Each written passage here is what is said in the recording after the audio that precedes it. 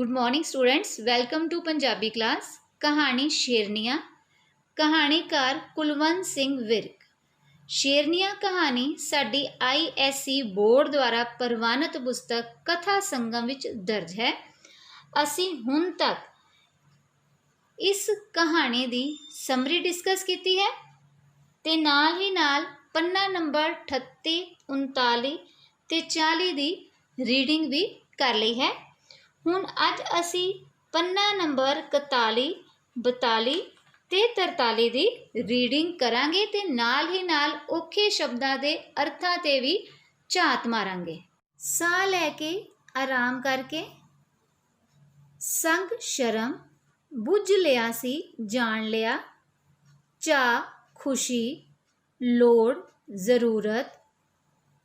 अगे बच्चे देखो, पैंडा रस्ता, बियाबान उजाड़, अप्पड़ मतलब पहुँच के। ठीक है बच्चे। डंडी कच्चे रस्ते दे नाल, कमाद गन्ने दा खेत, पैली मुक ना जाए, खेत खत्म ना हो जाए, आहंदियाँ कहंदियाँ, शलागा सिफत, जफ्फी गलवकड़ी, विदायगी विदा करना, शलागा प्रशंसा, तुहमता ऊजां, सुआदली रोचक, दो कू पैर थोड़ा जिहा, कहली कहली छेती छेती, मगर मगर पिछे पिछे, ड्यूटी कम। ठीक है बच्चे। हुण असी रीडिंग स्टार्ट करनी है। नी उतर क्यों गईयां हो, असी तुहानू नज़र ते नहीं ला दिंदे। उसने उन्हां नू पछाण के कहा, इह ते सरोज ते वीना ने।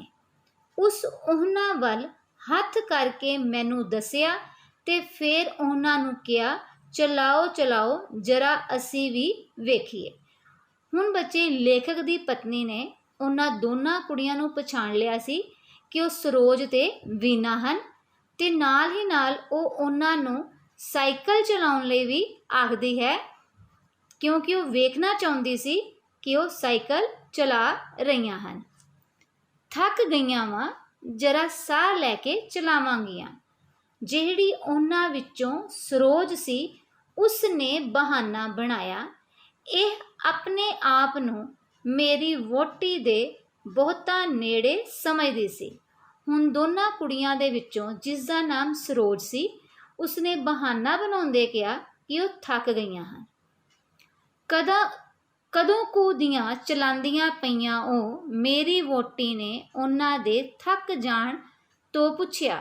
ਹੁਣ ਲੇਖਕ ਦੀ ਪਤਨੀ ਦੋਨਾਂ ਤੋਂ ਪੁੱਛ ਰਹੀ ਹੈ ਕਿ ਕਿੰਨਾ ਸਮਾਂ ਹੋ ਗਿਆ ਹੈ ਉਹਨਾਂ ਨੂੰ ਸਾਈਕਲ ਚਲਾਉਂਦੇ ਹੋਇਆ, ਜੋ ਉਹਨਾਂ ਨੂੰ ਥਕਾਵਟ ਹੋ ਗਈ ਹੈ।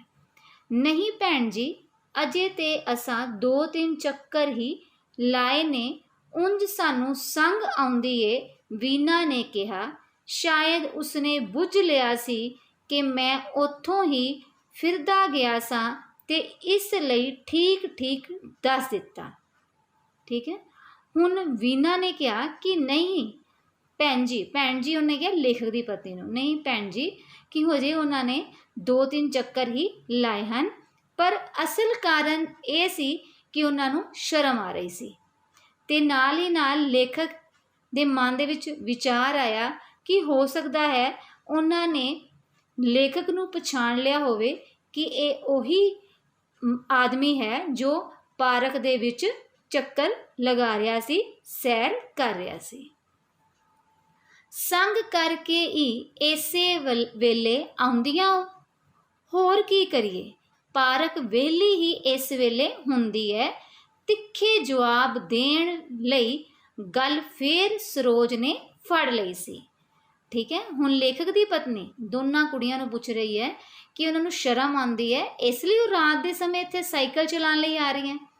ਤੇ ਹੁਣ ਉਹ ਦੋਨੋਂ ਕੁੜੀਆਂ ਵਿੱਚੋਂ ਸਰੋਜ ਆਪਣੀ ਬੇਵਸੀ ਜ਼ਾਹਰ ਕਰਦੀ ਹੈ ਕਿ ਪਾਰਕ ਵਿਹਲੀ, ਮਤਲਬ ਕਿ ਪਾਰਕ ਦੇ ਵਿੱਚ ਇਸ ਵੇਲੇ ਕੋਈ ਨਹੀਂ ਹੁੰਦਾ, ਇਸ ਲਈ ਹੀ ਉਹ ਇਸ ਵੇਲੇ ਸਾਈਕਲ ਚਲਾਉਣ ਦੀ ਜਾਚ ਸਿੱਖਦੀਆਂ ਹਨ। ਤੇ ਇੰਨਾ ਤੁਹਾਨੂੰ ਕੀ ਚਾਅ ਚੜਿਆ ਏ ਸਾਈਕਲਾਂ ਦਾ, ਅੱਧੀ ਰਾਤੀ ਲੁੱਕ ਲੁੱਕ ਕੇ ਸਿੱਖਦੀਆਂ ਫਿਰਦੀਆਂ। ਨਹੀਂ ਚਾਅ ਕਾਹਦਾ ਏ, ਬਸ ਲੋੜ ਏ। ਲੋੜ ਕੀ, ਹੁਣ ਸਾਈਕਲਾਂ ਤੇ ਪੜ੍ਹਾਉਣ ਜਾਇਆ ਕਰੋਗੀਆਂ। ਠੀਕ ਹੈ, ਹੁਣ ਲੇਖਕ ਦੀ ਪਤਨੀ ਉਹਨਾਂ ਨੂੰ ਪੁੱਛ ਰਹੀ ਹੈ ਕਿ ਤੁਹਾਨੂੰ ਇੰਨਾ ਕੀ ਚਾਅ ਚੜਿਆ, ਜਿਹੜਾ ਅੱਧੀ ਰਾਤੀ ਜਦੋਂ ਲੋਕ ਸੌਣ ਦੀ ਤਿਆਰੀਆਂ ਕਰ ਰਹੇ ਹਨ ਤੇ ਉਹ ਛਿਪ ਛਿਪ ਕੇ ਸਾਈਕਲ ਸਿੱਖ ਰਹੀਆਂ ਨੇ। ਹੁਣ ਉਹ ਆਪਣੀ ਗੱਲ ਸਪਸ਼ਟ ਕਰ ਰਹੇ ਹਨ ਕਿ ਉਹਨਾਂ ਨੂੰ ਚਾਅ ਨਹੀਂ, ਸਗੋਂ ਉਹਨਾਂ ਦੀ ਲੋੜ ਹੈ ਸਾਈਕਲ ਸਿੱਖਣ ਦੀ। ਹਾਂ ਵੇਖੋ ਨਾ ਭੈਣ ਜੀ, ਵੀਨਾ ਫਿਰ ਸਮਝਾਉਣ ਲੱਗੀ, ਪਹਿਲਾਂ ਘਰੋਂ ਟੁਰ ਕੇ ਅੱਡੇ 'ਤੇ ਜਾਓ, ਫਿਰ ਬੱਸ ਤੋਂ ਉਤਰ ਕੇ ਟੁਰ ਕੇ ਪਿੰਡ ਅੱਪੜੋ। ਸੜਕ ਤੋਂ ਮੀਲ ਮੀਲ ਦੂਰ ਪਿੰਡ ਨੇ ਜਿੱਥੇ ਅਸੀਂ ਪੜ੍ਹਾਉਂਦੀਆਂ ਵਾਂ। ਇਹਦਾ ਤੇ ਕੋਈ 2 ਪੈਰ ਘੱਟ ਹੋਵੇਗਾ, ਪਰ ਮੇਰਾ ਪੂਰਾ ਮੀਲ ਏ। ਸਾਰਾ ਪੈਂਡਾ ਉਜਾੜ ਬੀਆਬਾਨ। ਦੱਸੋ ਭੈਣ ਜੀ, ਭਲਾ ਸਾਡਾ ਉੱਥੇ ਕੌਣ ਏ? ਸੱਚੀ ਇੰਨਾ ਡਰ ਆਉਂਦਾ ਏ, ਪਤਾ ਨਹੀਂ ਪਿੰਡ ਅੱਪੜ ਕਿਵੇਂ ਜਾਨੀਆਂ ਵਾਂ। ਠੀਕ ਹੈ, ਹੁਣ ਲੇਖਕ ਦੀ ਪਤਨੀ ਨੂੰ ਵੀਨਾ ਸਮਝਾਉਣ ਦੇ ਲਹਿਜੇ ਨਾਲ ਕਹਿੰਦੀ ਹੈ ਕਿ ਉਹ ਪਹਿਲਾਂ ਘਰੋਂ ਟੁਰ ਕੇ ਜਾਂਦੀਆਂ, ਫਿਰ ਅੱਡੇ 'ਤੇ ਜਾ ਕੇ ਬੱਸ 'ਚ ਬੈਠਦੀਆਂ, ਫਿਰ ਬੱਸ ਤੋਂ ਉਤਰ ਕੇ ਜਿਹੜੇ ਪਿੰਡ ਉਹਨਾਂ ਨੇ ਪੜ੍ਹਾਉਣ ਜਾਣਾ ਉੱਥੋਂ ਤੱਕ ਪੈਦਲ ਜਾਣਾ ਪੈਂਦਾ। ਠੀਕ ਹੈ, ਫਿਰ ਸੜਕ ਤੋਂ ਮੀਲ ਮੀਲ ਦੂਰ ਪਿੰਡ ਹਨ ਜਿੱਥੇ ਵਿਚਾਰੀਆਂ ਉਹ ਪੜ੍ਹਾਉਣ ਜਾਂਦੀਆਂ ਸਨ, ਤੇ ਨਾਲ ਹੀ ਨਾਲ ਜਿਸ ਰਸਤਿਓਂ ਗੁਜ਼ਰਦੀਆਂ ਸਨ ਉਹ ਵੀ ਉਜਾੜ ਬੀਆਬਾਨ ਸੀ, ਜਿੱਥੋਂ ਉਹਨਾਂ ਨੂੰ ਡਰ ਆਉਂਦਾ ਸੀ। ਹਾਂ ਡਰ ਤੇ ਬਹੁਤ ਹੀ ਆਉਂਦਾ ਹੋਣਾ ਏ। ਮੇਰੀ ਵਹੁਟੀ ਨੇ ਬਗਾਨੇ ਪਿੰਡ ਦੀਆਂ ਜੂਹਾਂ ਵਿੱਚ ਜਵਾਨ ਕੁੜੀਆਂ ਇਕੱਲੀਆਂ ਫਿਰਦੀਆਂ ਦਾ ਨਕਸ਼ਾ ਅੱਖਾਂ ਅੱਗੇ ਲਿਆ ਕੇ ਕਿਹਾ। ਹੁਣ ਜਿਹੜੀ ਲੇਖਕ ਦੀ ਪਤਨੀ ਹੈ ਉਸ ਨੇ ਵੀ ਇਸ ਗੱਲ ਨੂੰ ਭਾਸ ਲਿਆ ਕਿ ਉਜਾੜ ਬੀਆਬਾਨ ਰਸਤੇ ਤੋਂ ਲੰਘਣਾ ਬਹੁਤ ਹੀ ਮੁਸ਼ਕਲ ਹੁੰਦਾ ਹੈ। ਭੈਣ ਜੀ, ਡੰਡੀ ਦੇ ਨਾਲ ਕਦੀ ਕਪਾਹ, ਕਦੀ ਮਕਈ, ਕਦੀ ਕਮਾਦ ਤੇ ਕਦੀ ਬਾਜਰਾ। ਜਿੰਨਾ ਚਿਰ ਪੈਲੀ ਮੁੱਕ ਨਾ ਜਾਏ ਉਤਲਾ ਸਾਹ ਉਤਾਂ ਤੇ ਹੇਠਲਾ ਹੇਠਾਂ ਹੀ ਰਹਿੰਦਾ। ਹੁਣ ਕਈ ਹੋਰ ਕੁੜੀਆਂ ਨੇ ਸਾਈਕਲ ਲਏ ਨੇ, ਆਂਦੀਆਂ ਨੇ ਸਾਈਕਲ ਤੇ ਡਰ ਘੱਟ ਆਉਂਦਾ ਏ, ਨਾਲੇ ਟੁਰਨ ਤੋਂ ਬਚ ਜਾਈਦਾ। ਬਸ ਸਾਈਕਲ ਚਲਾਉਂਦੇ ਚਲਾਉਂਦੇ ਝੱਟ ਬੰਦੇ ਦੇ ਕੋਲੋਂ ਲੰਘ ਜਾਓ। ਠੀਕ ਹੈ, ਹੁਣ ਦੋਹੇ ਕੁੜੀਆਂ ਆਪਣੀ ਗੱਲ ਸਪਸ਼ਟ ਕਰਦੀਆਂ ਕਹਿੰਦੀਆਂ ਹਨ ਕਿ ਜਦੋਂ ਉਹ ਪੈਂਡਾ ਤੋਂ ਲੰਘ ਰਹੇ ਹੁੰਦੀਆਂ ਹਨ, ਜਦੋਂ ਉਹ ਪਿੰਡ ਅੱਪੜ ਰਹੀਆਂ ਹੁੰਦੀਆਂ ਹਨ ਜਿੱਥੇ ਉਹਨਾਂ ਦੀ ਪੜ੍ਹਾਉਣ ਜਾਂਦੀਆਂ ਹਨ, ਤੇ ਕਹਿੰਦੇ ਕਿ ਉਸ ਡੰਡੀ ਦੇ ਨਾਲ ਨਾਲ ਕਦੀ ਕਪਾਹ, ਕਦੀ ਮਕਈ ਤੇ ਕਦੀ ਕਮਾਦ ਤੇ ਕਦੀ ਬਾਜਰੇ ਦੇ ਖੇਤ ਆ ਜਾਂਦੇ ਹਨ, ਤੇ ਜਦੋਂ ਤੱਕ ਉਹ ਪੈਲੀਆਂ ਮੁੱਕ ਨਹੀਂ ਜਾਂਦੀਆਂ ਉਹਨਾਂ ਦਾ ਉਤਲਾ ਸਾਹ ਉੱਤੇ ਤੇ ਹੇਠਲਾ ਹੇਠਾਂ ਹੀ ਰਹਿੰਦਾ, ਭਾਵ ਕਿ ਉਹਨਾਂ ਦੇ ਮਨ ਦੇ ਵਿੱਚ ਡਰ ਲੱਗਾ ਹੀ ਰਹਿੰਦਾ ਕਿ ਕਦੋਂ ਇਹ ਪੈਂਡਾ ਖਤਮ ਹੋਵੇਗਾ ਤੇ ਕਦੋਂ ਉਹ ਆਪਣੀ ਮੰਜ਼ਿਲ ਭਾਵ ਆਪਣੇ ਸਕੂਲ ਤੱਕ ਪਹੁੰਚਣਗੀਆਂ। ਠੀਕ ਹੈ, ਤੇ ਨਾਲ ਹੀ ਨਾਲ ਉਹ ਹੋਰ ਕੁੜੀਆਂ ਦੀ ਵੀ ਉਦਾਹਰਨ ਦਿੰਦਿਆਂ ਆਖਦੀ ਹੈ ਕਿ ਹੋਰ ਕੁੜੀਆਂ ਨੇ ਵੀ ਸਾਈਕਲ ਲਏ ਹਨ, ਜੋ ਆਖਦੀਆਂ ਹਨ ਕਿ ਸਾਈਕਲ ਤੇ ਜਾਣ ਨਾਲ ਡਰ ਘੱਟ ਲੱਗਦਾ ਹੈ ਤੇ ਨਾਲੇ ਟੁਰਨ ਤੋਂ ਵੀ ਬੰਦਾ ਬਚ ਸਕਦਾ ਹੈ। ਭਈ ਬੜਾ ਔਖਾ ਕੰਮ ਏ ਸਾਈਕਲ ਨਾਲ ਵੀ। ਤੁਸੀਂ ਤੇ ਸ਼ੇਰਨੀਆਂ ਹੋ, ਖੋਰੇ ਕਿੱਡਾ ਕੁ ਦਿਲ ਏ ਤੁਹਾਡਾ। ਲਿਆ ਖਾਂ ਭਲਾ ਵੇਖਾਂ, ਤੇ ਦਿਲ ਵੇਖਣ ਦੇ ਬਹਾਨੇ ਮੇਰੀ ਵਹੁਟੀ ਨੇ ਸਰੋਜ ਨੂੰ ਉਸਦੀ ਬਹਾਦਰੀ ਦੀ ਸ਼ਲਾਘਾ ਵਿੱਚ ਆਪਣੀ ਜੱਫੀ ਵਿੱਚ ਕੁੱਟ ਲਿਆ। ਸ਼ਲਾਘਾ ਦੇ ਨਾਲ ਇਹ ਵਿਦਾਇਗੀ ਵੀ ਸੀ। ਠੀਕ ਹੈ, ਹੁਣ ਲੇਖਕ ਦੀ ਪਤਨੀ ਉਸਨੂੰ ਕਹਿੰਦੀ ਹੈ ਕਿ ਬਹੁਤ ਹੀ ਔਖਾ ਕੰਮ ਹੈ। ਠੀਕ ਹੈ, ਨਾਲ ਹੀ ਨਾਲ ਉਸਨੂੰ ਉਸਦੀ ਬਹਾਦਰੀ ਦੀ ਪ੍ਰਸ਼ੰਸਾ ਵੀ ਕਰਦੀ ਹੈ, ਤੇ ਇਸ ਪ੍ਰਸ਼ੰਸਾ ਦੇ ਵਿੱਚ ਉਹ ਉਸਨੂੰ ਸਰੋਜ ਨੂੰ ਆਪਣੀ ਜੱਫੀ, ਆਪਣੀ ਗਲਵਕੜੀ ਵਿੱਚ ਲੈ ਜਾਂਦੀ ਹੈ, ਤੇ ਇਹ ਉਸਦੀ ਵਿਦਾਇਗੀ, ਮਤਲਬ ਕਿ ਉਸ ਸਮੇਂ ਉਸਦਾ ਵਾਪਸ ਜਾਣ ਦਾ ਵੀ ਸਮਾਂ ਹੋ ਗਿਆ ਸੀ। ਅਸੀਂ ਸਾਰੇ ਉੱਠ ਖੜੋਤੇ। ਜਦੋਂ ਉਹਨਾਂ ਤੋਂ ਵੱਖ ਹੋ ਕੇ ਅਸੀਂ ਬਾਹਰ ਸੜਕ 'ਤੇ ਆਏ ਤਾਂ ਮੇਰੀ ਵਹੁਟੀ ਨੇ ਕਿਹਾ, ਇਹ ਦੋਵੇਂ ਮਾਸਟਰਨੀਆਂ ਨੇ। ਇੱਥੇ ਸ਼ਹਿਰ ਵਿੱਚ ਕਿਸੇ ਸਕੂਲੇ ਜਗ੍ਹਾ ਨਹੀਂ ਮਿਲੀ, ਪਿੰਡਾਂ ਵਿੱਚ ਨੌਕਰੀਆਂ ਮਿਲ ਜਾਂਦੀਆਂ ਨੇ। ਹੁਣ ਉੱਥੇ ਪੜ੍ਹਾਉਣ ਜਾਂਦੀਆਂ ਨੇ। ਬੜੀਆਂ ਬਹਾਦਰ ਨੇ ਇਹ ਕੁੜੀਆਂ। ਮੈਨੂੰ ਤੇ ਸ਼ਹਿਰੋਂ ਬਾਹਰ ਪੱਕੀ ਸੜਕ 'ਤੇ ਵੀ ਡਰ ਲੱਗੇ। ਉਸਨੇ ਫੇਰ ਸ਼ਲਾਘਾ ਕੀਤੀ। ਠੀਕ ਹੈ ਬੱਚੇ। ਹੁਣ ਪਹਿਲਾਂ ਤੇ ਉਸਨੇ ਸਰੋਜ ਨੂੰ ਕਿਹਾ ਕਿ ਉਹ ਸ਼ੇਰਨੀਆਂ ਨੇ, ਦੋਵਾਂ ਕੁੜੀਆਂ ਨੂੰ ਆਖਿਆ। ਠੀਕ ਹੈ। ਤੇ ਨਾਲ ਹੀ ਨਾਲ ਜਦੋਂ ਉਹ ਘਰ ਵਾਪਸ ਆਉਣ ਦੇ ਲਈ ਸੜਕ 'ਤੇ ਪੁੱਜੇ ਤਾਂ ਲੇਖਕ ਨੂੰ ਆਖਦੀ ਹੈ ਕਿ ਇਹ ਪੇਸ਼ੇ ਵਜੋਂ ਇਹਨਾਂ ਦਾ ਪੇਸ਼ਾ ਮਤਲਬ ਕਿ ਇਹ ਪੜ੍ਹਾਉਂਦੀਆਂ ਨੇ, ਮਾਸਟਰਨੀਆਂ ਨੇ, ਅਧਿਆਪਕਾਂ ਨੇ। ਠੀਕ ਹੈ। ਤੇ ਸ਼ਹਿਰ ਵਿੱਚ ਰਹਿੰਦੀਆਂ ਜ਼ਰੂਰ ਹਨ ਪਰ ਇੱਥੇ ਉਹਨਾਂ ਨੂੰ ਨੌਕਰੀ ਨਹੀਂ ਮਿਲੀ। ਨੌਕਰੀ ਪਿੰਡਾਂ ਵਿੱਚ ਮਿਲੀ ਹੈ। ਠੀਕ ਹੈ, ਜਿੱਥੇ ਉਹ ਵਿਚਾਰੀਆਂ ਪੜ੍ਹਾਉਣ ਜਾਂਦੀਆਂ ਹਨ। ਤੇ ਉਹ ਆਪਣੇ ਮਨ ਦੀ ਗੱਲ ਦੱਸਦਿਆਂ ਆਖਦੀ ਹੈ ਕਿ ਉਸਨੂੰ ਤੇ ਪੱਕੀ ਸੜਕ 'ਤੇ ਵੀ ਡਰ ਲੱਗੇ। ਠੀਕ ਹੈ। ਤੇ ਇਹ ਕੁੜੀਆਂ ਬੜੀਆਂ ਹੀ ਬਹਾਦਰ ਕੁੜੀਆਂ ਹਨ। ਠੀਕ ਹੈ। ਉਸਦੀ ਇਸ ਸ਼ਲਾਘਾ ਸਾਹਮਣੇ ਮੇਰੀ ਸ਼ਰਮਿੰਦਗੀ ਹੋਰ ਵੱਧ ਗਈ। ਆਪਣੇ ਆਪ ਨੂੰ ਹੌਲਾ ਕਰਨ ਲਈ ਮੈਂ ਕਿਹਾ, ਅੱਗੇ ਜਦੋਂ ਮੈਂ ਆਇਆ ਤਾਂ ਇਹ ਇਸੇ ਦਰਖਤ ਹੇਠ ਲੁਕ ਕੇ ਖਲੋਤੀਆਂ ਸਨ। ਮੈਂ ਤੇ ਕੁਝ ਹੋਰ ਹੀ ਸਮਝਿਆ। ਚੰਗਾ ਹੋਇਆ ਅਸੀਂ ਫਿਰ ਆ ਗਏ, ਨਹੀਂ ਤੇ ਮੈਂ ਤੇ ਹਨੇਰੇ ਵਿੱਚ ਖਲੋਤੀਆਂ ਸਾਈਕਲਾਂ ਨੂੰ ਕਿਸੇ ਮਜ਼ੇਦਾਰ ਸ਼ਰਾਰਤ ਦਾ ਮੁੱਢ ਹੀ ਸਮਝਿਆ ਸੀ। ਠੀਕ ਹੈ। ਹੁਣ ਇੱਕ ਪਾਸੇ ਲੇਖਕ ਦੀ ਪਤਨੀ ਉਹਨਾਂ ਕੁੜੀਆਂ ਦੀ ਸ਼ਲਾਘਾ ਕਰ ਰਹੀ ਹੈ, ਸਿਫਤ ਕਰ ਰਹੀ ਹੈ, ਤੇ ਦੂਜੇ ਪਾਸੇ ਲੇਖਕ ਅੰਦਰੋਂ ਅੰਦਰ ਸ਼ਰਮਿੰਦਗੀ ਮਹਿਸੂਸ ਕਰ ਰਿਹਾ। ਠੀਕ ਹੈ। ਹੁਣ ਆਪਣੇ ਆਪ ਨੂੰ ਹੌਲਾ ਕਰਨ ਲਈ ਮਤਲਬ ਆਪਣੀ ਗੱਲ ਨੂੰ ਆਪਣੀ ਪਤਨੀ ਤੱਕ ਪਹੁੰਚਾਉਣ ਲਈ ਆਖਦਾ ਹੈ ਕਿ ਜਦੋਂ ਮੈਂ ਇੱਥੇ ਆਇਆ ਸੀ ਕਿ ਉਹ ਲੇਖਕ ਜਦੋਂ ਪਾਰਕ ਦੇ ਵਿੱਚ ਸੈਰ ਕਰਨ ਲਈ ਆਇਆ ਤੇ ਇਹ ਕੁੜੀਆਂ ਦਰਖਤ ਹੇਠਾਂ ਛੁਪ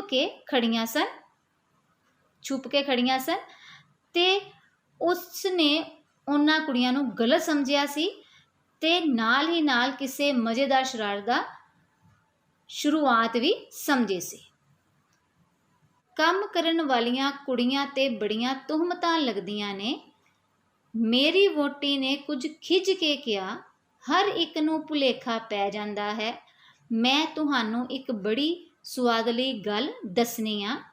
ਇੱਕ ਵਾਰੀ ਮੈਂ ਤੇ ਮੇਰੀ ਭੈਣ ਫਿਰੋਜ਼ਪੁਰ ਆਪਣੀ ਕੋਠੀ ਅੱਗੇ ਸਵੇਰੇ ਕੁਸਮੁਸੇ ਜਿਹੇ ਫਿਰ ਰਹੀਆਂ ਸਾਂ। ਸਾਹਮਣਿਓਂ ਕਾਹਲੀ ਕਾਹਲੀ ਟੁਰਦੀ ਇੱਕ ਕੁੜੀ ਆਈ।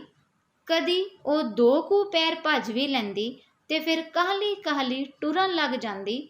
ਜਦੋਂ ਸਾਨੂੰ ਨੇੜੇ ਆਈ ਦਾ ਉਹਦਾ ਮੂੰਹ ਦਿਸਿਆ ਤਾਂ ਘਬਰਾਈ ਹੋਈ ਵੀ ਡਾਢੀ ਜਾਪੀ। ਅਸੀਂ ਬੜੀਆਂ ਹੈਰਾਨ ਹੋਈਆਂ ਸੈਰ ਕਰਨ ਵਾਲੀਆਂ ਤੇ ਇਸ ਤਰ੍ਹਾਂ। ਠੀਕ ਹੈ। ਹੁਣ ਦੇਖੋ, ਹੁਣ ਲੇਖਕ ਦੀ ਪਤਨੀ ਉਸ ਨੂੰ ਕਹਿੰਦੀ ਹੈ ਕਿ ਜਿਹੜੀਆਂ ਕੰਮਕਾਰ ਵਾਲੀਆਂ ਔਰਤਾਂ ਹੁੰਦੀਆਂ ਹਨ, ਲੋਕ ਉਸ 'ਤੇ ਉਹਨਾਂ ਦੇ ਬੜੀਆਂ ਤੁਹਮਤਾਂ ਊਜਾਂ ਲਗਾਉਂਦੇ ਹਨ। ਠੀਕ ਹੈ। ਫਿਰ ਉਹਨਾਂ ਨੂੰ ਆਪਣੀ ਇੱਕ ਕਹਾਣੀ ਸੁਣਾਉਂਦੀ ਹੈ ਕਿ ਇੱਕ ਵਾਰ ਉਹ ਤੇ ਉਹਦੀ ਭੈਣ ਫਿਰੋਜ਼ਪੁਰ ਆਪਣੀ ਕੋਠੀ ਦੇ ਅੱਗੇ ਜਦੋਂ ਘੁਸਮੁਸਾ ਸੀ, ਥੋੜ੍ਹਾ ਤੜਕੇ ਵੇਲੇ ਹਨੇਰਾ ਸੀ। ਠੀਕ ਹੈ। ਤੇ ਉਹ ਸੈਰ ਕਰ ਰਹੀਆਂ ਸਨ ਤੇ ਇੱਕ ਕੁੜੀ ਉਹਨਾਂ ਨੂੰ ਕਾਹਲੀ ਕਾਹਲੀ ਟੁਰਦੀ ਨਜ਼ਰ ਆਈ। ਤੇ ਜਦੋਂ ਉਹ ਕੁੜੀ ਉਹਨਾਂ ਦੇ ਕੋਲ ਪਹੁੰਚੀ ਤਾਂ ਉਹ ਸ਼ਕਲ ਤੋਂ ਬੜੀ ਘਬਰਾਈ ਹੋਈ ਲੱਗੀ ਸੀ ਤੇ ਉਹ ਉਸ ਨੂੰ ਵੇਖ ਕੇ ਬੜੀਆਂ ਹੈਰਾਨ ਹੋਈਆਂ ਸਨ। ਠੀਕ ਹੈ। ਨਹੀਂ ਭੱਜਦੀਆਂ, ਨਾ ਹੀ ਉੱਧਰ ਸਟੇਸ਼ਨ ਜਾਂ ਮੋਟਰਾਂ ਦਾ ਕੋਈ ਅੱਡਾ ਸੀ। ਅਸਾਂ ਸਮਝਿਆ ਕਿ ਇਹਨੂੰ ਰਾਤ ਕਿਧਰੇ ਸੁੱਤਿਆਂ ਦੇਰ ਹੋ ਗਈ ਏ ਤੇ ਹੁਣ ਭੱਜੀ ਜਾ ਰਹੀ ਹੈ ਕਿ ਘਰਦਿਆਂ ਦੇ ਜਾਗਣ ਤੋਂ ਪਹਿਲਾਂ ਘਰ ਜਾ ਵੜਾਂ।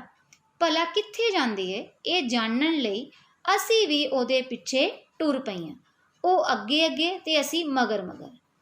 ਹੁਣ ਲੇਖਕ ਦੀ ਪਤਨੀ ਲੇਖਕ ਨੂੰ ਦੱਸ ਰਹੀ ਹੈ ਕਿ ਜਦੋਂ ਉਹਨਾਂ ਦੋਹਾਂ ਨੇ ਉਸ ਕੁੜੀ ਨੂੰ ਕਾਹਲੀ ਕਾਹਲੀ ਟੁਰਦਿਆਂ ਵੇਖਿਆ, ਕਦੀ ਭੱਜਦਿਆਂ ਵੇਖਿਆ, ਤਾਂ ਉਹ ਸੋਚ ਰਹੀਆਂ ਸਨ ਕਿ ਸੈਰ ਕਰਨ ਵਾਲੀਆਂ ਕੁੜੀਆਂ ਇਸ ਤਰ੍ਹਾਂ ਕਾਹਲੀ ਕਾਹਲੀ ਨਹੀਂ ਦੌੜਦੀਆਂ।